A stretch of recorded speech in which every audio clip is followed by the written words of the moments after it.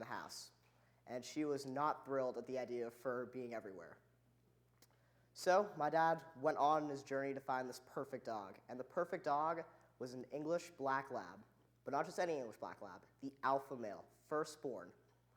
So he calls a couple breeders, and he finds one in New Hampshire who has a yellow lab named Bailey, and Bailey's expecting a puppy late July, early August. Or sorry, a litter, late July, early August. So my dad calls and calls and calls so much that, in fact, that the breeder says not to call. So his impatience, he goes and finds another dog. This dog's name is Bruno. He's already been born, and he's an American black lab and not the alpha. My dad, a little bummed out, still thinks that we need a dog as soon as possible. So July 28th, the day we're planning to pick up Bruno, it's about 30 minutes before we're getting in the car when he gets a call from New Hampshire. And it's the first breeder, and she says, "Mr. Canekeratne, Bailey had one puppy this morning, and it's a black alpha male. And if you'd like him, he's yours." So without hesitation, he says yes. This is our dog. Now luckily, two of my parents' friends at the time also wanted to get a dog. So he very quickly convinced them to pick up Bruno, and we got in the car and went. Now, to two small children, being told that you're not getting your puppy that day is a pretty hard task. So we took the news. I'm sure we cried, moaned, and did everything in our power to say we should get a dog that day. But we went forward, mainly because our parents said we were going to be able to choose the name. This was a small fib, as they had already chosen the name, but they had told us we were allowed to choose. Now, the name they had chosen was Toby, because when they were getting married, the dog my grandfather had was Toby. So my brother and I didn't like the name. We wanted something grand, something big, something with at least 3 syllables. So they came back. They came back with the name Tobias. Just hear the sound of that, Tobias. To 2, 4, and 5-year-olds, that name didn't really have anything to do with Toby. But in the coming weeks, we learned to know that we were calling this dog Toby. So the night we picked him up, it was September, and the first time we brought him home, he was just about this big. And to me, I was probably this high, and we were just about around the same height, weirdly. But so the first thing we did when we brought him home was take a family photo, the first photo of the 5 of us. And this photo is my brother in the center looking up, my mother on the right holding me, my dad on the left holding my dog, and in between where my brother's looking is my hand extending out, reaching my dog's paw. It's the first photo we have of the 5 of us, and it's a photo I still carry on my phone every day. So let me fast forward through the puppy years and get on to when I go to Brooks. I didn't get to see Toby as often when I went to Brooks, and it's kind of sad because my memory was stronger. I would have remembered a lot more if I had been a day student. But anyway, we still shared special moments in his old age. One of the most special moments is on January 11th, 2014. Now, as many of you know, I love cars.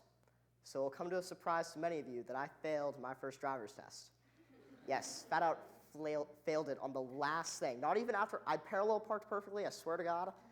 And then I left the spot in reverse, and that failed me. So I got out of the car, and I walked past Christo's driving school, and out in front of the door was a sheet of black ice. And of course, as the way my day was going, I walked right on it and ate shit. I fell so hard that the instructor who just failed me came out and asked me, while giggling, if I was okay. So I got back in the car that I'd come that day in, and I drove back to my house in dead silence, and I got back to my house. And I decided the best thing to do was to go to the farthest corner of the house and just not talk to anyone. Just sat there, cried a little bit, just didn't do a thing. It was the most devastating thing in my life up until that point.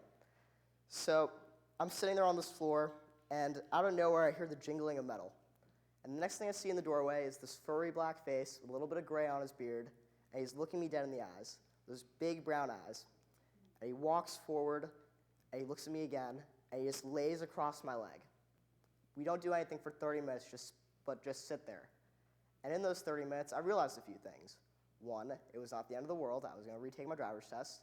And 2, this dog knew when I was sad. And he knew how to make me happy. So 2 months later, I passed my driver's test, and I was immediately made into Toby's chauffeur. I'm not kidding. Toby has 5 doctors. 5. I have 1. My parents got Toby 5.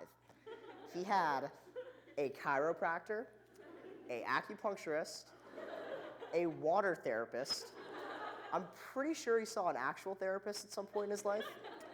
And he had his normal veterinarian. And when I got my license, I was designated to actually taking him to all these appointments. Now, because he was an older dog, he can only go in 2 of our cars.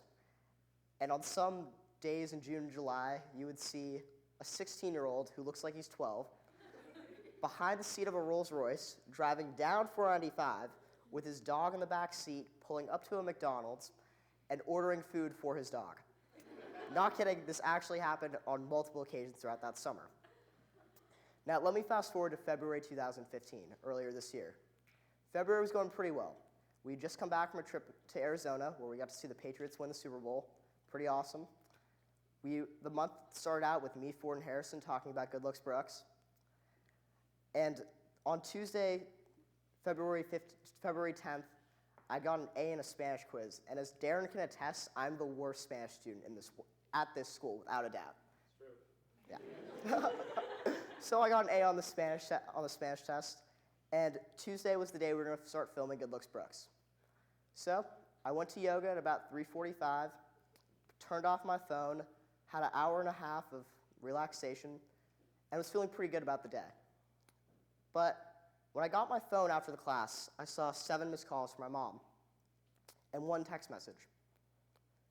I immediately called her, and in a crying voice, she said, "Toby is dying. We're going to have to put him down." Now, these words hit me pretty strong, as it would for anything. He was the dog I'd had since I was little.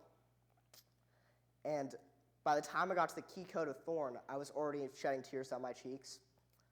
And I got to my room, and she had told me that there was going to be a car picking me up at 5:45 so I could get back before they put him down. So I called my advisor, Mrs. Waters, told her what had happened. She said, "Go for it." And I got ready to take my things. And as 5:45 approached, I passed the dining hall on my way to the car, where another phone call came in from my mother. On the phone, she said, "Toby passed away on his own terms tonight." And I grabbed the door, opened it, and sat in that car for an hour without making a noise. Now, what had happened is, Toby had been having a normal day. His last meal was actually prepared by head chef of Blue Ginger, Ming Tsai, his signature Alaskan butterfish, and it looked like he was doing pretty well. So he'd spent that night pretty happy, slept through on their bed, and that morning, for the first time ever, because Toby was probably one of the greediest dogs, he didn't eat his breakfast. My mom thought it was kind of weird, and she called the veterinarian, and she left for a meeting. And he'd sat down for most of the day, and when she arrived home at around 4:30, he saw my mother, stood up, wagged his tail once, and collapsed. Now, if any of our scholars here have read the tale of Odysseus, it's pretty similar to what happens when Odysseus comes back from war. He sees his dog after 13 years. The dog stands up, smiles, and collapses. But unlike the dog in Odysseus, Toby hung on. He hung on long enough for my mom to call me, my brother, and then while on the phone with my dad, he finally took his last breath in her lap. Now, it's pretty amazing if you think about it. My mom did not even want Toby. In fact, she really didn't want him at all. But Toby made himself part of our family. He fixed himself as the stone of our home. Now, after that hour car ride, I arrived home. And when you pull up to our house, there's a glass door, and you can see right through it. And usually when you look through the door, you'd see two brown eyes looking back at you, and you'd hear 1 bark rifled off. And that let you know that you were home. So for the first time on February 10th, 2015, I pulled up to the house, and there was no dog behind that door.